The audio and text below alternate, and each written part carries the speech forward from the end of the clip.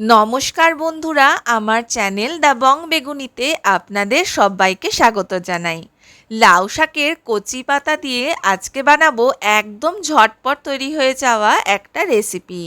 গরম গরম ভাতের সঙ্গে লাউ পাতার এই রেসিপিটা যদি থাকে তাহলে কিন্তু নিমেষেই এক থালা ভাত চেটে পুটে শেষ হয়ে যাবে। আর এটা বানানোর জন্য আমি এখানে নিয়েছি বেশ কিছুটা কচি দেখে লাউয়ের পাতা। পাতাগুলোকে আগে জলে খুব ভালো করে ধুয়ে নেব হাত দিয়ে একটু কচলে।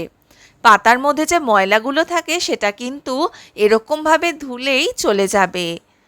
বেশ কয়েকবার মানে ওই 4 থেকে 5 বার মতো কিন্তু এটাকে জল পাল্টে পাল্টে ধুয়ে নিয়েছি।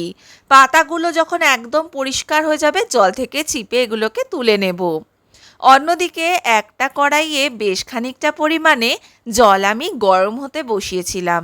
জলটা ভালো করে গরম হয়ে গেলে তার মধ্যে 1 চামচ নুন দিয়ে ওই জল দিয়ে ধুয়ে রাখা পাতাগুলোকে পুরো দিয়ে দিলাম। এরপর এগুলোকে খানিকক্ষণ মিশিয়ে নিয়ে কুক করব, মানে একটু ভাপিয়ে নেব।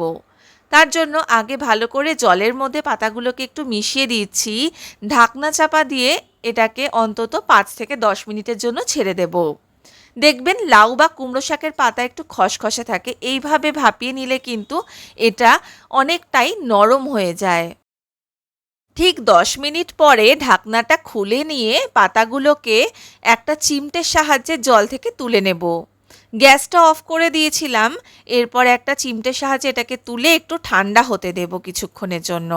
জলটা ভালোভাবে ঝরেও যাবে আর পাতাগুলো কিন্তু ঠান্ডা হয়ে যাবে। অন্যদিকে নিয়ে নিয়েছি দেখুন বেশ 10 থেকে 12 কোয়া মতো রসুন, খানিকটা গোটা গোলমরিচ, গোটা কাঁচা লঙ্কা আর হাফ চামচ মতো কালো জিরে।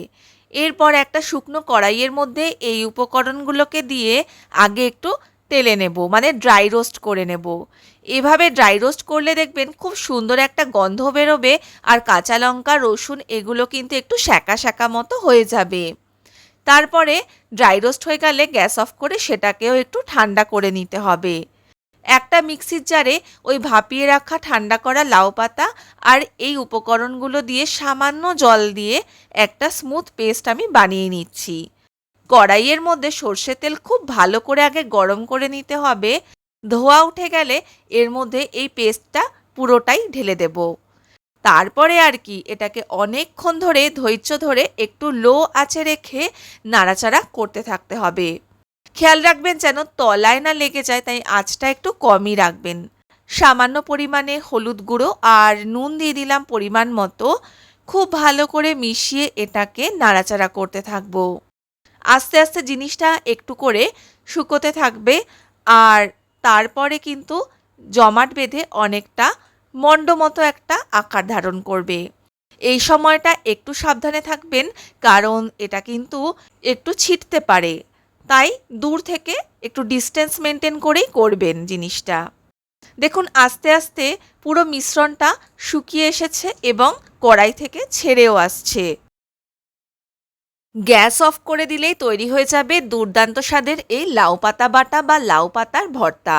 এরপর গরম গরম ভাতের সঙ্গে এই লাউ পাতা বাটা দিয়ে সার্ভ করে দিন। রেসিপিটা কেমন লাগলো আমাকে কিন্তু জানাতে ভুলবেন না।